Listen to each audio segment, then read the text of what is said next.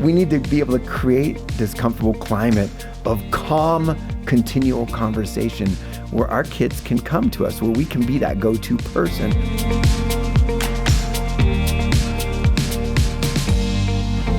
Jonathan, welcome back to Focus. So good to have you. Oh, thanks for having me. Glad to be here. What a fun topic. I know, absolutely. I'm excited you guys want to talk about it. Absolutely. This is probably one of the most important topics and one of the least talked about out in the open. Yeah. So let me start there. We'll hit the ground running. Why do you think it is so difficult for us parents to engage in this arena of talking to our kids age appropriately, like we're saying, about the issue of sex? Maybe it's because we ourselves never really had the talk. And if we did, it was one talk, right? It was at one time where mom or dad sat us down and kind of said, now, you know about this, right? Do you got any questions? Okay, good. Let me know if you do. And that was it. That was the talk. Well, so what you're saying is that clumsy thing. It feels clumsy because maybe awkward. We didn't have the talk and we don't know what to do. But it's critically important to have a healthy discussion. I keep saying age appropriate. I just want to give that bridge for the parents listening right now. When you have, younger kids, you're observing this in nature and you can see the animals in the field perhaps on your summer vacation trip or whatever. But you want to kind of age this discussion along with the kids' appropriate vocabulary, et cetera. Yeah, and I think sometimes parents are scared because there's kind of a difference between talking about sexuality and there's a difference between talking about sex. I mean, sexuality is kind of like changes in the body, for example, like biology.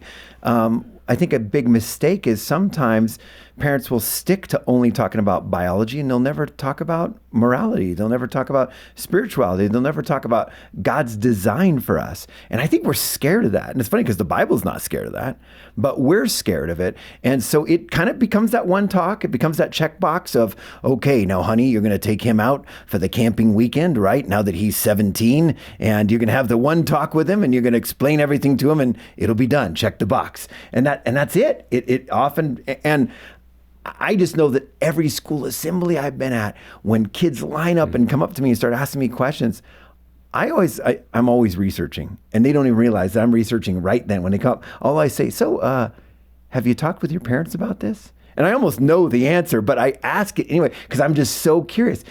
And the typical answer is, are you crazy? And I go, why? And it's the same answer every time, because they'd freak out. Because they'd freak out. And the questions that they ask the safe stranger after the school assembly are much different than what they would ask mom or dad. I kind of get that, though. I mean, there's a certain anonymity to asking a stranger about, this issue. A speaker, for example, you come up afterward and say, hey, you mentioned this. And I mean, that's what makes the church so valuable, hopefully, that in youth group and things like that, this topic can be discussed in a biblical context, hopefully not any other way. And it's one of those things where, when you look at our culture today and how much things have changed and the availability of these messages they're getting that are usually right in their back pocket, it's so much more than when we grew up. I mean, I think of, when I got home from school, there was one TV, me and my brother would watch it, we'd turn on and it was Lassie, or whatever, I mean, it's a little different now, when they're getting like intimacy advice from their favorite rap star, because they can, message them on social media, which they've got right in their back pocket. The ignorance of being able to flip through TikTok and this and that. So this is kind of what we're battling against. We're battling with, they've got an inundation of lies. And then we've got a lot of parents who, let's be honest, we're scared, or maybe we don't really know how to engage them in this topic of truth. And in a world so absolutely overflowing in lies, we need to not be scared to talk about the explicit truth. Jonathan, so frequently, and I did this, as a father, it would be all the negative side of it. Don't do this, don't do that. This is what we say for marriage. And those are all right words. They weren't wrong. But you use Proverbs 5, and I want you to, if you could, just to quote that scripture, and then elaborate on why Proverbs 5, I think it's 18, if I remember correctly, 18, 19, why that's such a good instructional scripture for us as parents to use with our teens, particularly. It's fascinating. that you even asked me to share that scripture, because when I've shared that scripture in church, I have sometimes people get up and walk Seriously? out. Because, and it's funny because when you look at the Word of God, I kind of feel like, does this really need to be edited? You know, I mean, do we really need to tear out certain pages, you know? And I think we as parents are scared. And let's be honest, if we've all sat down and opened up the book of Genesis, there's some kind of blushing moments in Genesis that you're like, okay, well, maybe I won't take my 4-year-old through this. But for sure, our tweens and teens, you know, I don't think we should be scared to share the truth. And Proverbs 5 is one of those passages where the writer basically is talking to married men, and he's saying, hey, married men, you know, remember this. And he basically paints this beautiful picture.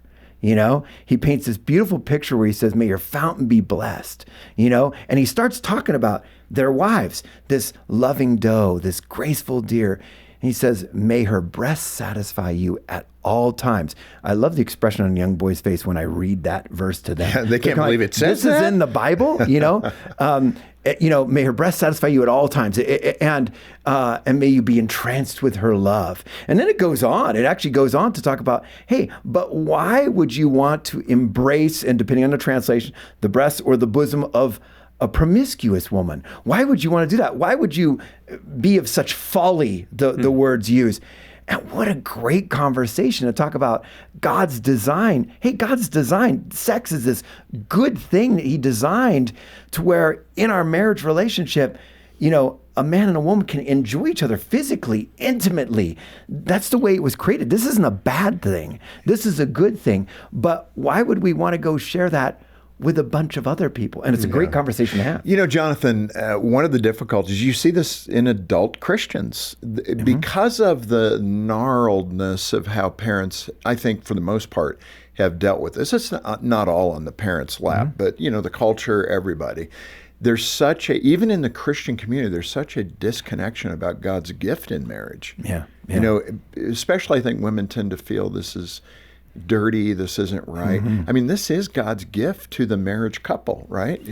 There's But it's a lingering thing that I'm talking about, that lingering feeling of dirtiness. It does, and it can lead to shame culture. And there's kind of two extremes. There's this one extreme that's the, hey, what are we going to do? We can't stop this stuff, so let's just allow everything. And that's this extreme kind of like, hey, let the kid have the devices in the bedroom, let them do whatever. Yeah, don't do that. You know, and that's one extreme, you know, and I don't agree with that extreme.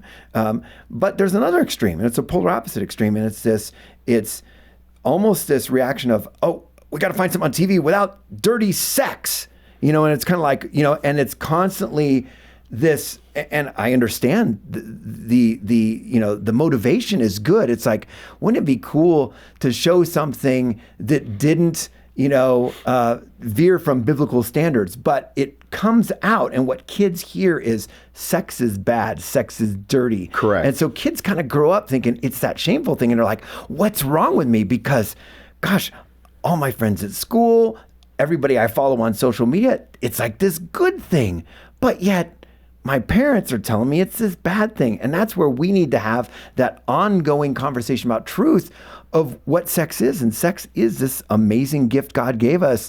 And when you read verses like Proverbs 5, it's kind of eye-opening to kids that, hey, sex in the context of marriage is this amazing thing. And it's amazing how often we can have these conversations that share this truth. And it's eye-opening for young people. Well, and positive. Hey, allow me to interrupt for just a moment here to say how much we appreciate you watching. Now, if you find value in this content, subscribe by clicking below. It'll be a big help to us. Let's go ahead and return to the show.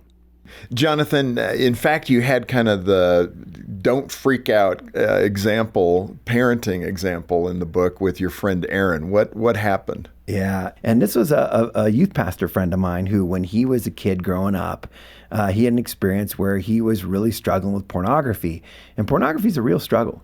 I mean, right now, today, it's a real struggle. Barna's most recent study shows that actually 54% of committed Christians struggle with pornography right now, compared to about 68% of just all people out there. So I mean, this is a huge struggle, and it has been for years. But even back, this is about a decade ago, my friend Aaron was having this struggle, and he was out hanging out with some friends, and he came home, and when he walked in his house, he looked, and there his mom and dad were sitting in the living room, and he goes, they weren't watching TV, so I knew something was wrong. Which I thought was really funny commentary on our society today. But they immediately were like, sit down, son. And he sat down, and he's like, what? And his mom starts crying, and we found these images on the computer, and how could you in this house and this? And it was very like, this is disgusting and da da da. And he was like, well, I don't know. And it was just kind of this blame. And finally she was like, how could you? And he said, he just burst out and said, I don't know. All I know is I can't stop. And he says that his mom immediately started again saying kind of like, well, I don't understand. And then he said, I saw something happen I had never seen happen before. He goes, my dad kind of reached over and he put his hand on my mom's knee and he said, honey, our son wants our help. And he said the conversation changed at that moment. And that's the kind of thing that we need to be able to do, and maybe without the freaking out, we need to be able to create this comfortable climate of calm, continual conversation where our kids can come to us, where we can be that go-to person, where we talk with them about real struggles and about this amazing gift that God's given us and what that looks like in a real world where there's temptations everywhere. Well, Jonathan, one of the things that Jim has mentioned is that age-appropriate nature of the conversation. So speak to the parents who have younger kids, like let's say pre-K or elementary age. How do they start to have these series of conversations to normalize God's design and the beauty of sex within marriage? I think we should never be scared to answer questions because we need to be ready. If a kid's got a question, that means they might be hearing ignorance somewhere, and we have an opportunity to share truth with them. I think the bigger question you might be asking is, well, what if they don't ever ask questions? What if we have to bring it up? Yeah. If it gets to 7-year-old, 10-year-old, 14-year-old, what do we do? I think the answer to that is we live in a culture where stuff comes up all the time. And there are natural springboards for conversation in most things we do. Yeah. Most families watch some TV together, whether it be football or maybe an innocent show they found together. And guess what? Sometimes there's an image or something that comes up, and we have an opportunity to ask questions, if our kids are sitting there looking at the cheerleaders or whatever, and we're asking, hey, why do you think they have cheerleaders? Like, hey, why do you think they're dressed like that? That's interesting. Just start asking questions. Make it a safe place, not a judgmental place, where kids know, hey, mom and dad are safe when it comes to talking about this subject. Yeah. Young people particularly, and we'll hook to an article. I think we have an article on age-appropriate discussions because that fuller point is 4 or 5-year-olds, 7, 8-year-olds, 10, 11-year-olds. I mean, those are very specific age moments that you need to be on your game, so to speak, to be ready to have that age-appropriate context and conversation. But those are kind of the breakdowns. You're not going to speak to a 12-year-old the way you do a 4-year-old, obviously. Hopefully. You don't want to make that mistake either. So we'll connect to that article, and parents can take a look at that. Grandparents, too, if you want to send that along. Jonathan, as I was starting that question, young people are pretty blunt. I remember speaking to, at the time, Rick Lytle, who was on our board here at Focus. He was the dean of the business school at Abilene. And he would bring, 100 students out to Colorado for a getaway. And he invited me to speak there a couple of times. And we'd have a Q&A with the guys, and the girls would have a Q&A with a female leader. And, those guys were brutally honest about sex. I can remember one of the comments being, if sex is so good, why do we need to wait till marriage? How would you respond to that? There's, of course, the biblical context of that. But these are Christian kids, and this is happening throughout the culture. Cohabitation is huge within the Christian young people community now, just like in the world. So when somebody says, well, if sex is so good, why wait for it? What do you say? Yeah, no, that's a great question. And whenever I'm addressing young people in a Christian setting on that, I actually attack that with 3 different reasons. I attack it not only biblically, but I also attack it the same 2 ways. I attack that question where I literally talk in public school assemblies about abstinence. And I talk about research-wise and just plain old common sense. And I have kids come to me afterwards and they would thank me, and they'd always thank me the same way. They say, hey, thank you for just telling us. You know, they're just thanks for just saying it. That's the way they would always do it. Thanks for just saying it, not holding back. Because I would take that, I'd take research, and then I would take like some current lyrics of a song. You know, I remember this one rap song that was popular at the time where it talked about this rapper really bragged about how he would have 300 one-night stands a year, and he kept a pack of, you know, Costco condoms on his nightstand because he had so much sex. So what I would do is I would literally at school assembly, I would pull up a box of condoms and I'd flip over on the back. I'd be like, 98% effective. I said, our friend here says he has 300 one-night stands a year. Okay, math students here, pop quiz.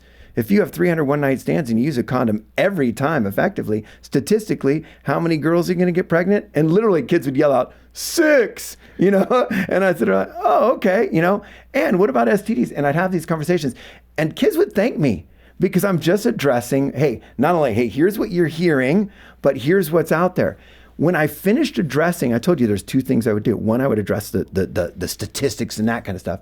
But I also just talked about common sense. I said, hey, all that stuff aside for a second. I said, just think about it for a second. I said, think about it. You know, regardless of what you believe, you know, whether there's a creator out there or something like that, who knows if it's true or not. But what if just everybody out there, for some weird reason, picture a world where everybody, for some reason or another, believed in God's plan for marriage and intimacy. In other words, who cares about anything else? There's still war, there's still pain in this world. But for some reason, we live in a world where everybody thought, I'm going to wait for one person, and when I marry them, my intimacy is going to be reserved for them and nothing else outside of that. I said, close your eyes and picture that world for a second. And I start to paint that picture. This is a world with no, and I start naming the STDs I just went through. You know, no chlamydia, no HPV, no syphilis, no gonorrhea. I said, this is a world where everybody's waiting for marriage, for sex. So there's no rape. There's no incest. There's no abuse. There's no prostitution. There's no sex trafficking. And I just go on with this list of if for some reason everybody believed, let's just wait and intimacy is only within marriage. And I would paint this picture and I'd say, okay, now open your eyes. I said, that's if everybody just believed one thing God said. One thing is planned for marriage. Does that sound so bad? And it's amazing how you could just see eyes open and kids just kind of pondering that for a minute, that, wait, God's way actually makes sense. That is so good, Jonathan. I mean, if you have that conversation with your teen, you're going to make significant headway, I think. Let's, in this idea of the parent toolbox, that's one thing. If it's so good, why wait? You've addressed that. The other one is how far is too far? For that Christian teen. How does a parent talk about those boundaries? No, absolutely. And young people today, especially as they move through adolescence and they start, you know, really vying for independence more, they're not looking for rules, you know, because if we sat and gave them a list of rules, you know, kissing, okay, hugging, okay, right. You know, touching over clothes, not okay, you know, touching toes, only if you're wearing socks. You know, I mean, they don't want rules like that. They want to kind of understand something and make a decision for themselves. Now, I know that doesn't always work that way, but when it comes to something like this, where honestly, they are going to be making a decision. Our daughters are going to be making decisions whether to get in the backseat of that car, whether to go out with that guy to this place. Our sons are going to be premeditating on whether or not to take a girl to that spot. They're going to be making these decisions on their own. The best thing we can do is equip them to make those decisions. One of the things I always think is very helpful is helping them understand that sex is a process and sex isn't just intercourse. Because otherwise, when that whole how far should I go conversation, the very shrewd kids will go to the Bible and be like, it just says don't have sex, so I can do everything But when we start to help them understand that sex is this process that sometimes starts with kissing and getting excited, and it's one of those things where in the book I actually get kind of scientific with what happens to the human body as we start to get excited and why it's hard to stop. And I always tell kids, I say, because kids always say, well, why was it so hard to stop? The answer I give is because you're not supposed to stop. Once you get it started, you're supposed to keep going because it's this process. God made it, this design where you find the right person and you commit to them for life in the covenant of marriage. And teaching covenant, by the way, is a great thing to do. Yeah. And as we teach them the covenant of marriage, and all of a sudden they're with that person and they've waited for this moment, and it starts with kissing and it gets better and better. You don't want to halfway through go, okay, let's stop. It's not meant to stop. It's meant to keep going. And so that's why I tell kids, I said, don't get hot and heavy. Don't do anything you wouldn't do with grandma sitting right there in the living room. That's how far to go. Yeah. It's not a line of here's what you can touch, here's what you can't touch. It's, hey, you shouldn't be getting hot and heavy to the point where it's difficult to stop because then you've started this sex process. Yeah. I mean, that's the energy that's created, and that's what's intended for your wedding night. And it's a good thing. Yeah. Well, that sets up really the last question we can have time for today because, the parent that has not been that thoughtful perhaps or in the game as much, especially around this area of sexuality, and their kids are older, maybe late teens. They're still at the home, but they're on the way out the door. And maybe this has even become a wall in their communication. They just never talk about this, and it's not received well if the parent attempts to engage in that way. What are those important long-term things, those bridges that we need to build in, even though we're frustrated that they're not listening or being obedient to what we're suggesting to them? What are those things we need to do to build for the future so that when their adult brain catches up, we haven't damaged or destroyed the relationship to the point that there is no communication or very little? Well, one of the best things we can do, and let me speak very candidly to guys for a second, because I think one of the best things we can do as we're raising our kids and then as they get out of the house and as they're on their own, when it comes to communicating this kind of truth, is modeling this. Our own marriage, our own way that we treat others. Most of my good friends and even followers and stuff know that 2020 was a very rough year for our household. And man, it was a tough time where we made a lot of changes. And that year for me was a very humbling year where I ended up literally, I wouldn't even say on my knees, I'd say on my face, on the ground, just in prayer, crying out to the Lord, saying, help me, please. And that humbling moment of realizing, Jonathan, you don't have all the answers. You absolutely need help here. Making my way through the Psalms, crying out to God daily, saying, God, I need you. God transformed my own marriage. And as he's done that, that's helped my relationship with my kids more, because it's not me just saying something. It's me day to day taking up my cross and following him in my marriage and in the way I treat others. When we model this in our own lives, when we start to live this out, that is going to do more than any words we ever say. And by modeling it, it creates this safety where they're like, I can talk with him because he's not going to freak out. I like the way he treats mom. And this goes both ways, mom, dad, whatever.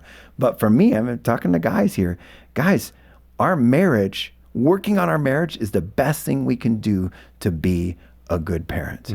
And so that's the first thing I would honestly say is to folks is if we're going to have these ongoing conversations with our growing kids, they're going to look and they're going to be like, hey, do I respect these people or not? And if they respect you and they see something in your life that's different, which is Jesus, then they're going to be like, I want to talk to them because what is that? I'd like a little bit of that in my life. That's when they're going to come to us. It has to be authentic. If we're faking it, they're going to see it and they're going to go somewhere else. This has been so good. And I hope parents, both listening and watching, are encouraged and can embrace this journey.